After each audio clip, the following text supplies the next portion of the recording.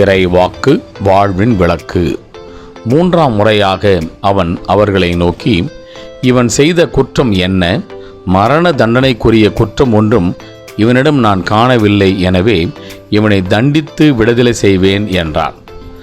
அவர்கள் அவரை சிலுவையில் அறைய வேண்டுமென்று உரத்த குரலில் வற்புறுத்தி கேட்டார்கள். அவர்கள் குரலே வென்றது. லூக்கா நற்செய்தி 23ஆம் அத்தியாயம் 22ஆம் 23ஆம் திருவார்த்தைகள். சுருக்க விளக்கம்.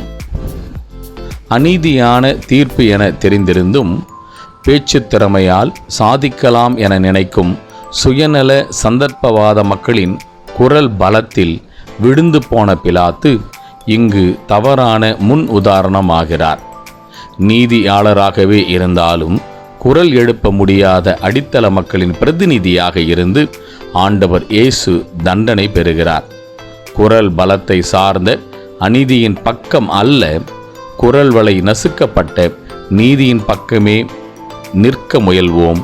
ஆமேன்.